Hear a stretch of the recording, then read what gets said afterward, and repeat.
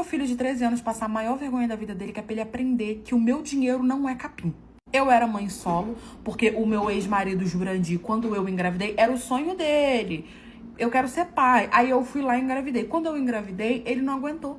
Falou que não era aquilo que ele queria pra vida dele. Falou que o nosso casamento tava desgastado. Tava um mês parida, que o nosso casamento tava desgastado. Que a gente não furenfava mais. Que eu tava de frescura com pós-parto. Que ele não aguentava, que ele não dormia, que ele não conseguia trabalhar bem, que isso, que aquilo, que isso. E pegou as trouxinhas dele e voltou pra casa da mãe dele. Foi um momento muito difícil pra mim. Sofri muito na minha vida. Mas tranquilo, aceitei, coloquei ele na justiça, que vai pagar pensão, não quer ser pai, o problema é dele, mas o dinheiro ele vai mandar. Ele caga e anda pro nosso filho, não procura, não tá nem aí, criei sozinha. Eu sempre dei uma educação pro meu filho muito clara, explicando pra ele como era a nossa situação financeira, que eu não era rica, que eu trabalhava demais, que eu não podia ficar desperdiçando dinheiro. Então ele entendia, até que ele entrou na fase adolescente dele. Ele tava mais ou menos com uns 13 anos, né, escola, tudo normal, né, e tava chegando a época do frio. E aí ele me pediu pra comprar um casaco pra ele. Eu comprei o casaco. Chegou a época do frio. Ele foi pro primeiro dia na escola, o casaco sumiu. Voltou sem o casaco. Filho, cadê o casaco? Perdi, mãe. Conversei, expliquei, falei, briguei, não sei o que. Comprei outro casaco porque eu não ia deixar ele ir pra escola no frio. Casaco caro, casaco de marca, que ele pedia de marca. E eu me esforçava pra poder dar, porque todo mundo da sala dele tinha, né? Então eu tentava dar ali essas coisinhas. Comprei outro casaco pra ele. Passou 4 dias com o casaco indo pra escola. Sumiu o casaco, de novo. Meu filho, cadê o casaco?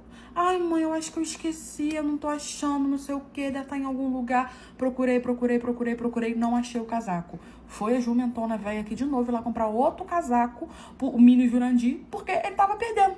Só que aí, no terceiro casaco que ele perdeu em menos de um mês, eu falei, tá acontecendo alguma coisa. E aí eu fui atrás pra saber o porquê que tava sumindo assim. E como que eu fiz? Fui na escola dele. Aí lá eu descobri. Quando eu cheguei na escola dele, eu pedi pra conversar com a diretora, ele não sabia, ele tava na sala de aula com um casaco novo, que eu tinha comprado um quarto casaco, ele perdeu o terceiro, eu tinha comprado um quarto casaco. Ele foi e eu fui pra sala da diretora conversar com ela. Ele achou que, ele não sabia, ele achou que eu tava no trabalho, né, porque a gente morava numa cidade pequena, então ele ia, voltava, não tinha problema. Cheguei, conversei com a diretora, ela já estudava lá há anos, já conhecia, né, eu estudei lá. Falei, diretora, tá acontecendo alguma coisa com meu filho? Eu tô comprando casaco pra ele, eu tô comprando roupa de frio pra ele e ele tá perdendo. Eu não sei se algum coleguinha tá roubando o casaco dele, se tá acontecendo alguma coisa, se tá aqui nos achados e perdidos. Queria saber se a senhora pode dar uma olhada pra ver o que tá acontecendo, porque ele vem pra escola com o casaco e volta sem o casaco. A diretora riu e falou, vem comigo que eu vou te mostrar um negócio. Quando eu tinha ido, já era mais ou menos quase na hora do recreio deles. E aí eu fui com uma diretora, a gente ficou meio que escondido, e eu vi ele sentado num banquinho com uma menina, e ele tirou o casaco e botou nessa menina. Eu falei, então ele tá dando o casaco dele pra mulher. Gente, tudo bem, eu entendo, adolescente. Ai, me empresta teu casaco. Ai, eu quero me... Ai, Pedro, me empresta teu casaco. Aquelas coisinhas e tal. Mas assim, era meu dinheiro. Entendeu? Eu não tava achando ele no pasto. Eu não tava. Eu conhecia a menina, não sabia que ele tava de namorinho com essa menina, conhecia os pais dela, conhecia tudo certinho. Falei, tá, entendi. Ele tava mentindo pra mim, dizendo que tava perdendo o casaco, que não sabia onde estava, que não sabia o que tava acontecendo, porque ele tava dando um casaco pra amiguinha. Não falei nada, agradeci a diretora, ela riu, falou que essa coisa de adolescente, tinha que conversar com ele. Eu falei, não, fica tranquilo, vou resolver. Tudo em paz, vou resolver. Tranquilo, fui pra casa, tirei o dia de folga, ele chegou. Quando ele chegou, eu falei pra ele, entra no carro. Ele entrou no carro, eu parei na porta da casa da menina, toquei a campainha, pediu pra conversar com a mãe dela. Mãe dela tava lá, eu expliquei, olha só, meu filho simplesmente deu 4 casacos pra sua filha. Caros, de marcas, e eu vim aqui pegar de volta. Porque ele tá dando sem a minha autorização, tá mentindo pra mim, tá falando que perdeu o casaco, mas ele tá dando pra sua filha, que eu entendo, coisa de adolescente, que empresta o casaco pra namorada, não sei se eles estão de namorinho, isso, aquilo. A mãe dela ficou chocada, começou a rir, falou assim, menina, ela tá parecendo mesmo que esses casacos. Já perguntei pra ela de quem que é e ela fala que é de um amigo. Já pedi pra ela devolver pra esse amigo e ela tá cada dia trazendo mais um casaco pra casa. A mãe dela chamou a menina, né, descobrimos que os dois estavam mentindo. Ela chegando com o casaco falando que era de um amigo que ia devolver, e ele falando que tava perdendo os casacos dando pra ela. A mãe dela foi lá, buscou os 4 casacos, nós duas chamamos os dois, conversamos, explicamos que as coisas não eram assim, que as coisas não eram fáceis, que tudo bem emprestar, que tudo bem eles namorarem, né, eles eram novinhos, né, com respeito e tudo mais, 13 anos, a gente pediu pra esperar um pouco, mas eles falaram que se gostavam, então a gente, né, resolveu meio que, então a gente vai vigiar. E aí eles entenderam, começaram a ficar com o namorico deles, até que do nada eles terminaram. Mas o meu filho nunca esqueceu essa vergonha que ele passou e ele nunca mais deu casaco pros outros, nem perdeu nada dos outros. Eu denunciei o padre da minha cidade, ninguém acreditou em mim, até que chegou o dia que eles se arrependeram amargamente disso. Eu sempre frequentei a igreja com a minha avó, né? Ela sempre me obrigou a ir. Acabou que foi, com o tempo, eu peguei gosto de ir pra igreja e virei coroinha do padre, né? Aquele ajudante ali da missa, levava todas as coisas, ajudava na operação da missa. Eu tava sempre dentro da igreja e a nossa igreja, ela era meio que um ponto turístico. Nós morávamos em uma cidade grande e a nossa igreja era muito grande. Então nós recebíamos muitos visitantes, sabe? Era uma igreja extremamente lotada, não era só ali o pessoal da cidade que frequentava. Sempre acontecia grandes eventos ali, as pessoas, né, gostavam muito dali e gostavam muito do padre, que já estava ali há anos. Na época, o padre, ele tava com 60 anos. Eu nunca vou esquecer a idade dele, porque foi um pouco depois que a gente tinha feito uma festa de aniversário pra ele, pra comemorar os 60 anos, sabe? Foi toda uma festa na cidade. Realmente as pessoas gostavam muito dele, né? Nossa igreja, ela era muito importante. Na época, eu já tinha reparado que tinha mais ou menos uns 2 meses que ele tava me olhando diferente, né? Eu tinha 15 anos, eu já não era mais coroinha dele, mas eu vivia dentro da igreja porque eu cresci ali, né?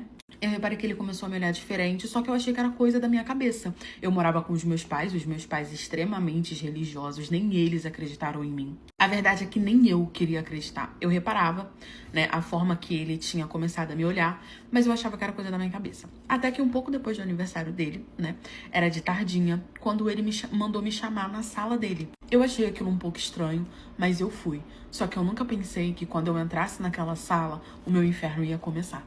Quando eu cheguei, ele me mandou entrar e sentar. Eu sentei, ele estava sentado atrás da mesa dele, e ele levantou, foi até a porta e trancou a porta. Eu achei aquilo um pouco estranho, porque eu já tinha ido lá outras vezes e isso nunca tinha acontecido. Não era a primeira vez que eu ficava com ele sozinha, mas a porta estava sempre aberta, no máximo encostada, né? E era sempre para assuntos da igreja, para ele me pedir ajuda, coisas do tipo. Então, quando ele me chamou, eu achei estranho, mas era algo que acontecia, né? Só que quando ele trancou a porta, eu achei aquilo muito esquisito. Só que a coisa foi piorando muito, sabe? Ele começou a falar que eu já estava uma mulher, que ele me viu crescendo, que ele estava muito orgulhoso do caminho que eu estava tomando, né? Que sem mim aquela igreja não seria nada, que ele precisava de mim, que ele precisava da minha ajuda. E aí ele colocou a mão na minha mão e fez um carinho. Um carinho muito íntimo, um carinho que ele nunca tinha feito, um carinho que eu nunca vi ele fazendo em ninguém. Eu agradeci e tirei a minha mão porque eu achei aquilo, sabe, um contato físico muito desnecessário.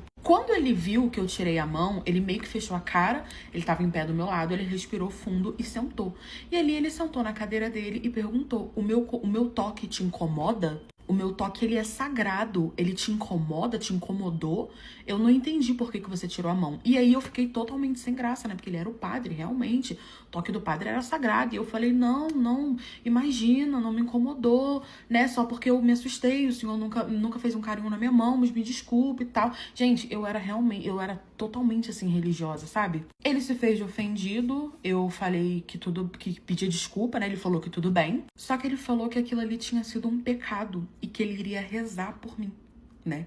Ele levantou, botou a batina, né, de padre, botou lá todos os acessórios, pegou uma água benta, pediu para que eu levantasse, eu levantei e ele começou a rezar por mim, colocou a mão na minha cabeça, depois colocou a mão no meu ombro, eu de olho fechado, ele rezando, falando as coisas que, né, que eu já conhecia, Pai Nosso e tudo mais, não sei o que, e eu ali parada, pedindo perdão, entendendo que eu tinha, né, entendido mal, que eu tava interpretando aquilo mal, até que a mão dele saiu do ombro, foi pro meu braço, saiu do meu braço, foi pra minha cintura, e até que ele tentou pegar na minha parte íntima.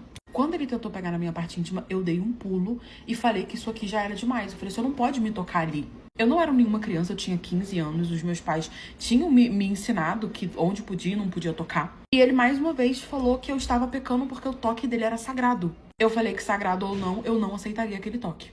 Ele começou a falar que era uma blasfêmia, eu comecei a chorar, pedindo pra ele abrir a porta, abrir a porta, abrir a porta, abrir a porta.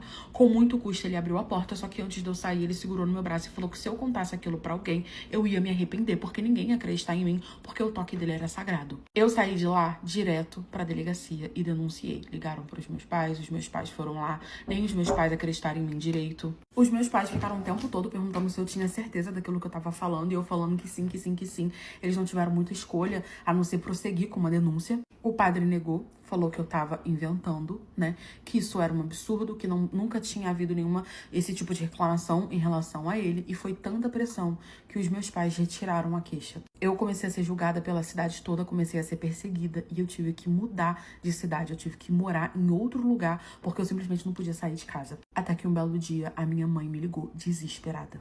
Desde que eu denunciei, a minha vida ela virou um inferno, né? Nem meus pais acreditavam em mim, eu tive que me mudar. As pessoas na cidade ameaçavam tacar pedra em mim. Eu não podia mais estudar, eu não podia nem na esquina comprar um pão, eu não podia fazer absolutamente nada, eu só ficava dentro de casa. E o pior é que meu pai foi demitido por causa disso. A minha mãe era dona de casa. Então, assim, eles tiveram que me tirar da cidade e falar que não acreditavam em mim, que eu não fazia mais parte da família. Para meu pai conseguir emprego, para minha mãe começar a trabalhar, as coisas ficaram muito difíceis. Eu tive que morar na casa de uma tia minha em outra cidade. Na época, eu lembro que eu fiquei muito assustada, porque eu fiquei me perguntando como que as pessoas podiam não acreditar em mim, como que as pessoas podiam ser tão cegas ao ponto de não querer enxergar o que tava ali, sabe? Mais uma coisa, eu te digo, Deus, ele é justo, né? Deus, ele é certo. E eu sabia que um dia a minha inocência ia ser provada, porque eu fiquei como a pessoa que inventou, que queria prejudicar o padre, que era maluca, que pecou e por aí foi. Até que um dia eu tava na casa da minha tia. Eu tinha acabado de chegar da escola, tinha se passado mais ou menos uns 9 meses depois que isso aconteceu. Quando a minha mãe me ligou, desesperada, falando que me pedia perdão, que não acreditou em mim, mas que agora ela acreditava, que a cidade toda sabia, que eu poderia voltar pra casa se eu quisesse, que eu poderia voltar à minha vida, que a cidade ia me pedir desculpa, que todo mundo descobriu. E eu comecei a perguntar, mãe, o que tá acontecendo? O que tá acontecendo? A igreja, depois dessa denúncia, mesmo acreditando no padre, eles colocaram uma câmera escondida dentro da sala dele e em diversos lugares da igreja. Provavelmente por conta dessa denúncia, desse bafafá que deu, alguém tomou essa atitude. E aí ele tentou fazer a mesma coisa com uma menina, né? Só que com ela ele fez pior. Ele fez ela acreditar durante meses que o toque dele era sagrado, que ela precisava daquilo para entrar no céu, que ela não podia contar para ninguém porque essa bênção ele só tava dando para ele, porque ele gostava muito dela. E ela era uma menina muito mais nova, ela só tinha 10 anos. Então ela ainda não tinha provavelmente tido aquela conversa com os pais dela. Os pais dela eram muito mais religiosos que o meu. Ela era criada ali muito na fé, sabe, na religião. Então ela aceitava. E aí se espalharam vários e vários vídeos dele tocando nas partes íntimas dela, dele falando um monte de coisa. Ele já tava fazendo isso com a menina, já tinha meses, né? A menina notoriamente não gostava, mas no final ele fazia ela agradecer por tudo, porque ele falava pra ela que era uma bênção. Só que isso aconteceu durante meses e as pessoas que colocaram as câmeras não estavam olhando. Colocaram mais por uma suspeita, por uma segurança. Só que ele simplesmente foi tocar a menina e machucou ela. E aí ela ficou com febre, ela foi parar no hospital. E aí ela contou para os pais dela o que estava acontecendo. E os pais dela fizeram uma denúncia. As pessoas que tinham lá as câmeras realmente viram as câmeras. E aí descobriram tudo o que estava acontecendo. Ele foi preso, foi um escândalo enorme na minha cidade. Esses vídeos vazaram. Todo mundo ficou sabendo, né? Eu finalmente pude voltar pra minha cidade. Eu não gostava de morar com a minha tia. Eu pude voltar pra minha cidade. Eu pude voltar pra minha escola. Minha tia me julgava muito, falando que eu tava mentindo. Então viver com ela realmente era muito ruim. Muita gente da cidade passava por mim, me pedia desculpa, né? Falava que sentia muito por não ter acreditado em mim. Mandaram um outro padre pra igreja, mas a igreja, ela tem câmeras por todos os locais. E até hoje, a cidade se arrepende de não ter acreditado em mim quando eu denunciei. A amante do meu marido chegou lá em casa com uma cesta enorme de Páscoa pra poder me dar, porque ela achou um absurdo eu não ter ganhado nada. E isso não foi nem o pior. Eu tava descobrindo que ela era amante, que eu era corna, e o que ela me contou deixou o resto, assim, ó, de bobeirinha. Eu não sei como que um homem pode viver tantas vidas duplas, tríplicas, quadríplicas, como o meu marido vivia. E eu não sabia. Como que eu ficava tão de olhos fechados e acreditava em tudo que aquele macho falava? Macho rústico, de beleza duvidosa, tinha ali a empresinha dele que eu ajudei a construir, que eu vou arrancar tudo na justiça. Eu tava com ele desde os meus 16 anos. Tinha 23 anos que eu tava casada com aquele macho. Eu descobri que eu era corna quase com 40 anos. Eu vou lançar um novo filme. Sabe o vídeo de 40 anos? Eu vou ser a chifruda de 40 anos. O casamento era extremamente tranquilo. Eu achei que eu tinha um casamento sólido. Um casamento real, que as pessoas me invejavam. Eu acreditava em tudo que aquele Jurandir falava pra mim. E esse foi o erro. E eu fico me perguntando há quantos anos eu não devia ser corna. Na verdade, há muitos, né? Porque com o que eu descobri, tudo começou porque ele falou pra mim que na Páscoa ele iria trabalhar, sendo que ele era o chefe dele. Ele era o dono da empresa dele. Mas ele falou pra mim que tinha uma viagem muito importante, que ele precisava viajar, que ele não ia poder estar ali comigo no domingo de Páscoa. Não era a primeira vez que isso acontecia, que ele tinha que viajar em datas comemorativas, porque ele falava que era questão de fornecedor, que era questão, assim, de reuniões. E eu acabava acreditando, porque eu ajudei ele a construir aquela empresa, mas eu não me meti. Fui fazer minha faculdade, me formei, sou trabalhada em administração e não quis formada em administração e não quis trabalhar na mesma empresa que ele, porque eu não queria, sabe, confundir? Eu ajudei a construir a empresa, mas eu não quis trabalhar ali com ele. Ele tinha o negócio dele e eu tinha o meu. Eu acabei aceitando, falei pra ele que tudo bem. Chegou a Páscoa, né, domingo, eu fiquei com a minha família e na parte da tarde eu fui pra minha casa, né? Ele tava viajando, eu fui pra minha casa. Cheguei, tomei um banho, deitei na sala, fui ver uma televisão, quando a campainha tocou. Eu abri a porta e tinha uma mulher que eu nunca vi na minha vida, com uma cesta de bombons, de ovo, de champanhe, enorme, enorme. E ela estava completamente revoltada. Eu não entendi nada, mandei ela entrar e ela começou a me contar. Eu sem nem um pouquinho de pena dos meus órgãos, convidei a mulher pra poder entrar. A mulher com uma cesta enorme. Porque assim, gente, eu fiquei pensando, pô, a mulher bateu na porta da minha casa com uma cesta enorme de Páscoa, vai ver, sei lá, meu marido que mandou. E realmente tinha sido meu marido. Mas não no sentido que eu tava pensando. A abençoada de Jesus entrou, sentou no meu sofá com uma cesta na mão. Ela, tipo, não olhava pra mim, ela olhava pra frente. Ela tava muito nervosa, ela falando, olha, eu preciso conversar com você. Não sei como eu vou te falar isso, mas eu vim e vou te contar tudo, tá? Eu falei, beleza. Aí eu já comecei a ficar um pouco preocupada e falei, que houve, querida? Como assim? Vai me contar tudo o quê? O que tá acontecendo? E aí ela falou, olha, primeiro que isso daqui é pra você, eu comprei pra você, porque eu sei muito bem que aquele Jurandir do seu marido não passou Páscoa com você e também não comprou nada pra você. E eu, ela falou, ele mandou pra mim, lá pra casa, uma cesta enorme. E quando eu vi, fiquei sabendo que ele não tinha mandado pra você, porque ele mesmo me falou, eu fiz questão de comprar, não essa aqui que ele me deu. Eu comprei uma pra você, uma enorme pra você, estou trazendo pra você. E eu quero contar pra você o que tá acontecendo, porque ele também não passou a Páscoa comigo. E eu já olhando pra cara dela assim, como assim? Ela tava me contando que eu era chifruda? Era isso mesmo? Eu falei assim, você tá querendo dizer que você é alguma coisa do meu marido? E ela, sim, eu sou amante do seu marido há 12 anos. Quase uma fiel. Quase que ela vinha morar com a gente, fazia uma família. Eu falei, menina, mentira. Ela, sim, eu fiquei chocada, sentei no sofá, peguei a cesta, agradeci, falei, gentileza, ela vai me contar que eu sou chifruda? Vai, mas ela trouxe um chocolatinho pra poder animar minha vida, né? Botei assim em cima da mesa e fiquei olhando pra cara dela assim, ó. Ela falou, pois bem, ele também não passou a Páscoa comigo, eu achei que ele tava passando com você, descobri que ele não só não passou com você, como não te deu nada, porque segundo ele, tava viajando. E aí ele quis dizer pra mim que teve consideração por mim e me mandou a cesta, e você nem isso, que você não tinha ganhado nada. E eu olhando pra cara dela assim, chocada, ela falando e eu... E ela falou, eu desconfiei, o que eu não fiz, ela desconfiou, ela é esperta, eu não. Ela falou, eu desconfiei, porque como assim ele não ia passar a Páscoa com você e nem comigo, se eu era amante dele?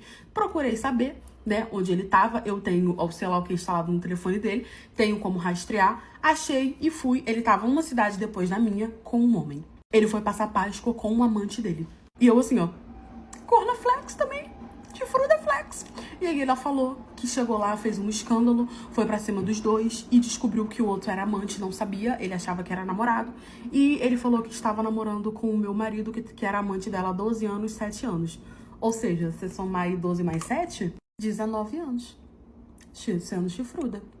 Segundo ela, foi o maior escândalo. Ela pegou o telefone dele lá. E aí ela, que era amante, e o outro também era amante, descobriu que tinha uma esposa, porque ela pelo menos sabia de mim, o namorado não sabia. Descobriu que meu marido tinha eu, que era esposa, ela que era amante. Pegaram o telefone dele, enquanto ele apoiou mais que tamborim do samba, ficou sentadinho vendo. Ela descobriu que ele tinha mais 4 namoradas e tava conhecendo 2 meninas, para possíveis amantes também. Ou seja, ele tinha um amante homem, uma amante mulher há anos e tinha mais 4 namoradas e 2 ele tava conhecendo e a esposa. Ela me mostrou tudo, print, vídeos, fotos, tudo que vocês possam imaginar. Eu agradeci. Ela pediu desculpa, disse que não aguentava mais viver isso, que se apaixonou por ele, por isso aceitava, que foi egoísta, que só pensava nela, mas que ela cansou, descobriu a verdade, não ia me deixar na mentira e também quis vir me contar. Eu agradeci, passei a tarde toda comendo chocolate e chorando. Quando o Jurandir chegou em casa, as coisas dele já estavam do lado de fora, ele nem entrou. Eu tô separada desde a Páscoa e desde então ele tenta voltar comigo, sendo que eu já coloquei ele na justiça pra tomar metade de tudo que ele tem. E eu que recebi um teste de gravidez positivo, sendo que eu nem faço. Contar pra vocês essa história doida que aconteceu comigo. Essa história aconteceu tem mais ou menos uns 2 anos. Na época eu estava namorando com um rapaz que eu já conheço de muitos anos. A gente se conhece, na verdade, desde quando nós éramos crianças, as famílias são próximas. E nossa família em si é cristã, né? A gente foi criado dentro da igreja e tudo. E quando nós começamos a namorar, nessa época eu estava com 17 anos de idade, nós conversamos e decidimos que nós não teríamos relações sexuais, que nós só teríamos depois do casamento. Era a forma como a gente queria levar o nosso relacionamento, que a gente acreditava, e até aí estava tudo certo. Namoramos por um tempo, tudo, estávamos nos dando bem, até que um dia eu estava na casa dele, e nesse dia eu comecei a passar muito mal. Na verdade, desde a hora que eu cheguei na casa dele, eu já estava me sentindo meio estranha. Já tinha comentado para ele que eu estava me sentindo meio estranha, que meu corpo não estava normal, até que do nada eu desmaiei. E aí ele se desesperou e tudo, e acabou me levando para um hospital que tinha bem lá pertinho da casa dele.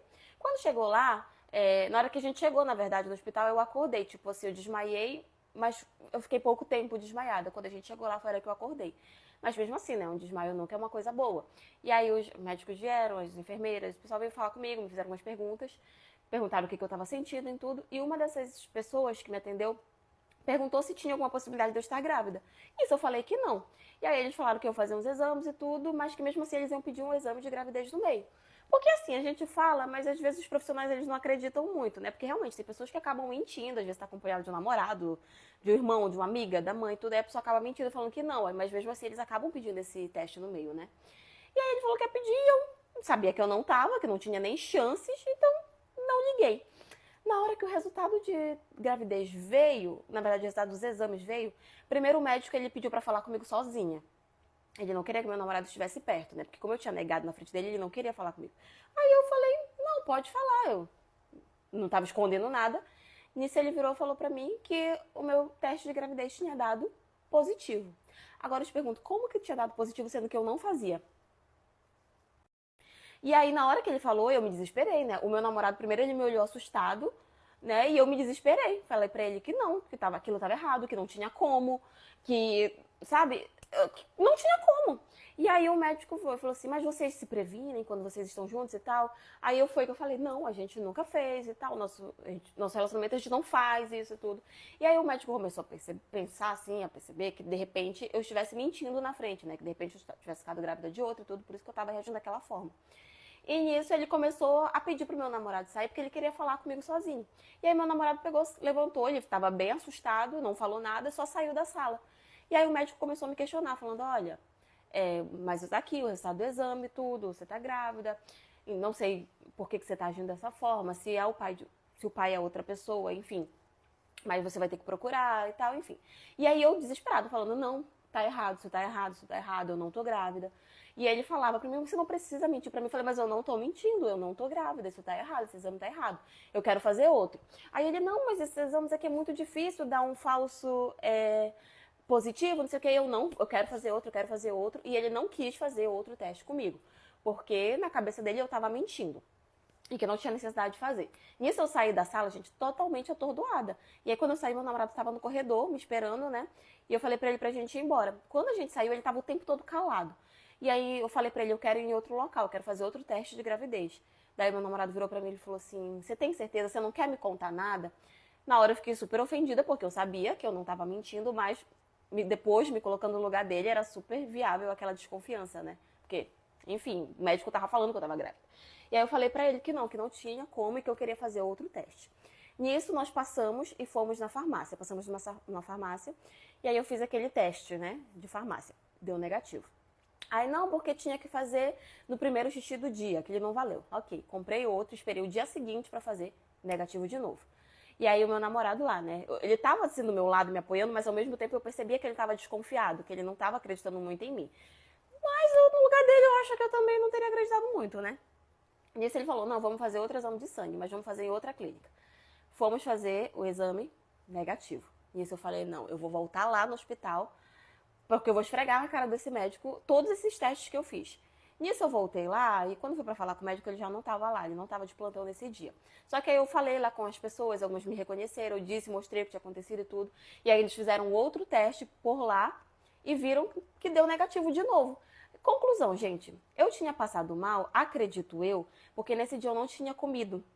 Depois eu fui lembrar que nesse dia eu não tinha comido.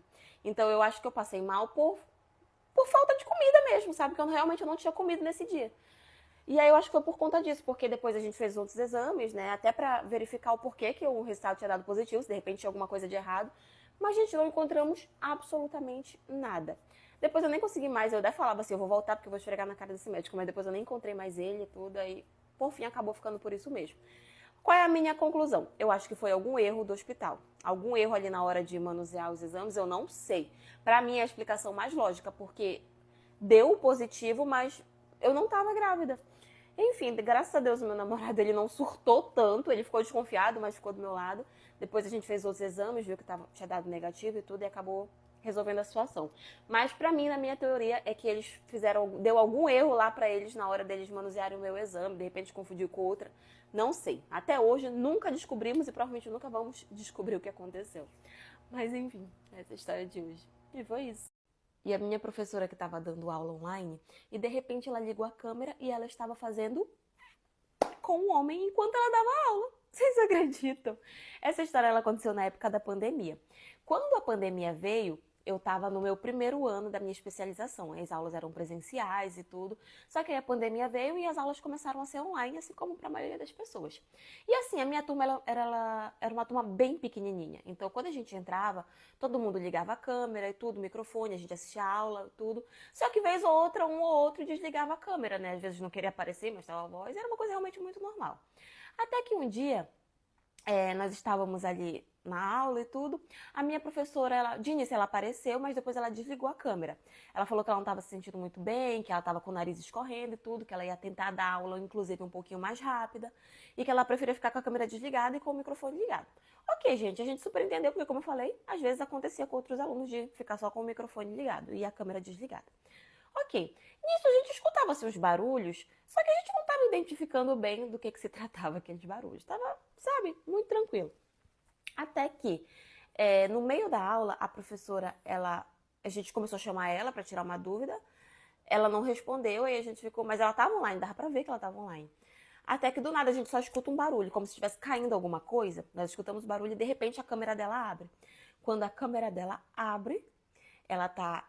Gente, a câmera estava apontando para a cama e nisso tinha um homem sentado na cama. Esse homem estava pelado. E ela estava sentada em cima dele, pelada, e ela estava de costas, assim, para a câmera. Quando todo mundo viu aquilo, a minha reação foi desligar na mesma hora. Na mesma hora, eu saí. E eu fiquei com aquilo na cabeça porque, tipo, eu fiquei com vergonha de estar vendo e eu imaginei que pra ela também o constrangimento que ia ser. Então, na mesma hora, eu me desliguei, eu saí. E aí, nisso, o pessoal no grupo, a gente tinha um grupo, né, com os alunos, um grupo que a professora não tava. Todo mundo ficou, vocês viram, vocês viram, vocês viram? Aí o pessoal foi falando, não, eu saí, eu desliguei. E ninguém falou nada, gente, ninguém falou, deu um ai, nada. Todo mundo foi desligando e foi saindo. A gente não tinha certeza se ela tinha percebido que aquilo tinha acontecido ou não, porque ela tava de costas pra câmera. Então, todo mundo, ninguém falou nada, só fez desligar. E isso é uma coisa que a gente nunca comentou com essa professora, porque a gente não sabia se ela viu ou não, e também por questão de constrangimento, né? É claro que alguns alunos até se revoltaram, falaram que iam denunciar ela, porque aquilo era um absurdo, porque ela estava ali para dar aula e tal, não sei o quê. Mas acabou que eles não denunciaram. E assim, realmente, gente, foi uma atitude dela bem ruim, né? Não era o momento. Mas a gente preferiu não falar nada, a gente preferiu ficar na nossa, até porque terminei minha especialização, consegui lá o meu diploma, meu certificado, então realmente não foi uma coisa que me atrapalhou, além de me causar um constrangimento. Como eu falei, a gente nunca comentou com ela, então a gente não sabe se depois ela percebeu, se ela se tocou no que tinha acontecido ou não. Deve ter se tocado, porque todo mundo se desligou, né, nesse dia, ninguém quis voltar mais, mas assim, parecia que eu estava assistindo um filme pornô pelo meu computador. Foi um negócio muito ruim. Eu espero, sinceramente, que ela tenha aprendido a lição dela. Que se ela percebeu, que ela nunca mais tenha feito um negócio desse. Porque, manas, negócio sinistro. Mas, enfim, essa é a história de hoje. E foi isso. Eu que fui comer em um restaurante e a pessoa que preparou a comida acabou cuspindo no meu prato. Essa história aconteceu ano passado. Eu tava namorando com o meu namorado já fazia alguns meses, há pouquíssimos meses, pra falar a verdade, e a gente sempre teve o costume de sair finais de semana pra comer. Nisso ele me convidou pra ir num restaurante novo que tinha aberto perto da nossa casa. Não era um restaurante assim chique nem nada, era um restaurante mais simples, mas tinha um cardápio muito bom. Nisso nós chegamos lá, não tinha quase ninguém, fomos muito bem atendidos pelo garçom. Olhei o cardápio e lá na hora eu escolhi um macarrão que vinha com molho branco, que é um dos meus pratos assim favoritos. Eu sou apaixonada por molho branco. Fiz o meu pedido, meu namorado fez o pedido dele, o garçom entrou, né, para entregar para a pessoa lá que cozinha e nós ficamos por lá. Passou alguns minutos, não demorou muito, acho que inclusive porque não tinha muita gente. O garçom veio e nos entregou o nosso prato. Só que eu percebi que o garçom ele estava meio inquieto, ele estava meio estranho.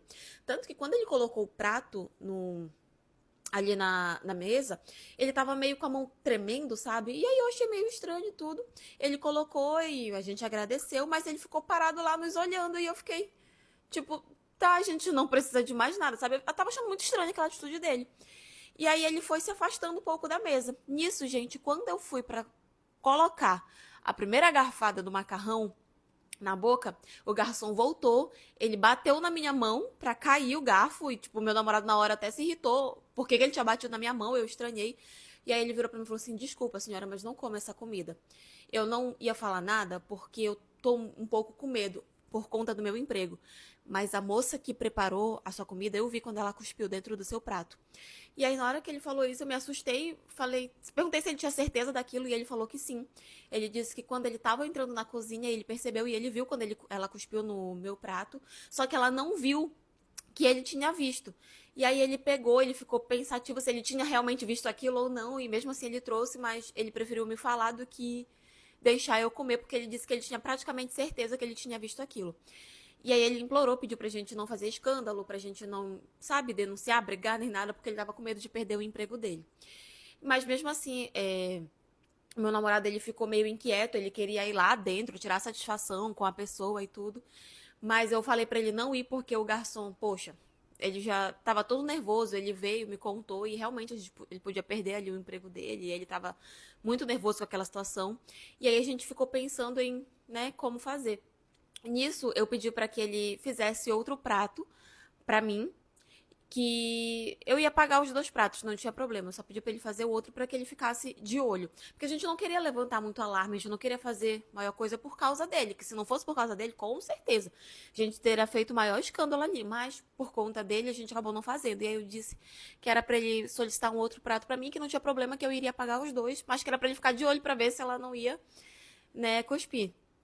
E aí a gente ficou pensando, meu namorado ficou pensando, tipo, poxa, por que a pessoa fez isso? Primeira vez que a gente veio aqui e tudo. E aí ele falou que ele ia dar uma volta ali por dentro, que disse que ia no banheiro, e ele ia dar uma volta ali por dentro pra ver se ele enxergava quem era a pessoa. E ele foi. Quando ele voltou de lá, ele voltou dizendo que era pra gente ir embora. E eu perguntei o motivo e ele falou que a pessoa que estava lá dentro preparando a comida era uma ex-namorada dele. Provavelmente ela viu quando a gente chegou, provavelmente ela reconheceu ele, sei lá, com raiva, ciúme, doidice da cabeça, eu não sei, ela simplesmente quis cuspir no meu prato, sendo que eu nem conheço ela, eu não sei quem ela é. E aí nós fomos com o garçom, a gente cancelou o pedido que eu tinha feito do segundo prato, nós pagamos só o que realmente chegou e fomos embora. Não fizemos alarme, não brigamos, não gritamos nem nada. A vontade era muita, gente, de ter ido lá, de ter batido, de ter brigado, de ter feito o maior escândalo. Mas eu não queria prejudicar o rapaz, né, coitado. Ele tava todo nervoso, ele tava todo preocupado, que no final de tudo eu acho que a única pessoa que poderia até sair mais prejudicada de toda essa história seria ele. Então a gente resolveu não fazer escândalo, simplesmente só pagamos o que a gente tinha pedido, mesmo não tendo consumido, e fomos embora e realmente não voltamos mais lá. Só que aí eu fico pensando, o que passa na cabeça de uma pessoa dessa? Eu não conhecia ela. Quando eu conheci o meu namorado, já fazia, muito tempo que ele tinha terminado com a ex-namorada dele. Mas ela realmente é uma pessoa doida, eu acho, da cabeça. Porque pra querer me fazer um negócio desse, talvez eu nem fosse passar mal. Eu acredito que não ia passar mal nem nada. Mas é um negócio meio nojento, né? Uma forma de você se vingar de mim. Por quê? O que foi que eu fiz? Só porque eu comecei a namorar com o teu ex-namorado? É realmente uma pessoa bem desequilibrada da cabeça, no mínimo. Mas enfim, gratidão pro garçom, né? Essa é a história de hoje. E foi isso. Vou te contar a história do dia em que eu raspei a cabeça da amante do meu marido. E eu falo isso com orgulho, tá? Porque ela mereceu. Eu fui casada com esse meu marido por mais ou menos uns 5 anos e nós nunca chegamos a ter filhos. Nessa época, eu trabalhava em um salão de beleza. Eu trabalhava com cabelo, fazendo pintura, corte, tudo de cabelo que vocês podem imaginar era o que eu fazia. Eu nunca fui o tipo de pessoa barraqueira que gostava de puxar briga, brigar, nada. Eu sempre fui muito tranquila, muito quieta, corria de confusão, corria de briga. Eu não gostava de estar envolvida em nada disso. Isso, como eu falei, era casada e tudo, e até então eu nunca tinha desconfiado de nada do meu marido, ele nunca tinha me dado motivos. Na verdade, ele escondia aquilo ali tudo muito bem, sabe? Até que um dia a bomba estourou, né? Porque tem coisas que realmente não são pra ficar escondidas. E eu acabei descobrindo que ele estava me traindo. E eu descobri porque a menina com quem ele se envolveu, ela era do mesmo bairro em que a gente morava. E ela ficou falando pra todo mundo que eu era corna, que eu era isso, que eu era tal. Ficou falando um monte de coisa pra todo mundo e aí acabou chegando no meu ouvido, né? Porque eu acho que ela só falou pras pessoas porque ela realmente queria que chegasse no meu ouvido. Mas eu não sei se ela pensava que eu ia atrás dela, que eu ia puxar briga, qualquer coisa, sei que eu não fui. Quando eu descobri, soube quem ela era, fui questionar ele, a gente teve uma briga, primeiro ele negou, depois ele confessou, enfim. Acabou que eu e ele, a gente decidiu se separar, né? Eu decidi me separar dele, porque se fosse por ele tava comigo até hoje. Enfim, saí da casa onde a gente morava, porque a casa já era dele, e aí voltei pra casa da minha mãe e continuei trabalhando. Até que um dia eu tô lá trabalhando, normal, a bendita cuja chega lá, diz que pra fazer o cabelo. Só que até então, as pessoas que estavam ali no salão, elas já sabiam da história, mas a gente não conversava sobre. Elas não sabiam qual tinha sido a minha posição, não sabiam como é que tinha acontecido as coisas, tudo porque eu era muito discreta. E aí ela chegou lá falando que queria fazer o cabelo. Quando ela chegou, ela falou pra todo mundo, né? Ah, eu quero fazer o cabelo, mas eu quero fazer o cabelo com a fulana. E apontou pra mim. E nisso todo mundo me olhou assim pra ver a minha reação. E aí eu falei, não, eu vou agir como uma boa profissional, eu não vou me negar, eu não vou fazer show, eu não vou fazer nada. Eu vou ser educada, eu vou ser profissional e eu vou agir da forma correta, como se eu estivesse agindo com qualquer outra cliente. Se ela vai pagar o serviço, então, sabe, me mantive na pose mesmo de profissional e de pessoa educada que queria ignorar o que ela estava fazendo. Nisso ela sentou na cadeira e eu comecei a perguntar o que ela queria fazer no cabelo e tudo. Ela falou que ela queria cortar um pouco, que ela queria fazer uma escova, tal, tudo. E nisso, gente, do nada ela me solta falando assim, ai, só tem uma questão, eu espero que você não se importe, eu vou ter que estar pagando com o cartão do teu marido. Ah, não, é o teu ex-marido, é porque agora ele é meu namorado, né? Desculpa, eu te tomei ele. Ela falou exatamente isso nessas palavras. Nessa hora, gente, eu não pensei 2 vezes. Eu tava assim, tinha uma máquina de cortar, de raspar cabelo bem assim no lado, que lá a gente também atendia alguns homens. Quando ela falou aquilo, me bateu uma raiva tão grande que eu fui, peguei a máquina sem ela nem perceber, liguei muito rápido e eu passei daqui pra trás e ficou aquela marca gigante no meio da cabeça dela. Nisso, quando ela viu no espelho, né, que ela percebeu o que tinha feito, ela deu um grito, ela começou a fazer um escândalo e todo mundo que estava perto se assustou. Ninguém esperava que eu ia reagir daquela forma, mas eu simplesmente perdi a cabeça. E aí, na hora, eu comecei a falar algumas coisas, eu comecei a discutir, ela começou a discutir. Gente, foi a maior confusão ali dentro, sabe? Eu realmente perdi totalmente a noção das coisas, saí de mim. E aí foi a maior confusão, ela saiu de lá gritando, dizendo que ela ia processar o salão, que ela ia me processar, que ela ia fazer um monte de coisa e tal. Ela foi embora de lá. E aí depois as pessoas que estavam lá, né, e a dona chegou comigo, conversou, perguntou o que tinha acontecido, o que ela tinha falado, e eu fui falei, pedi desculpas e falei que estava tudo bem, que eu ia entender se ela me demitisse e que se viesse realmente esse processo, que eu iria assumir os gastos com o advogado, que eu ia assumir tudo, porque eu tinha entendido que eu tinha sido errada.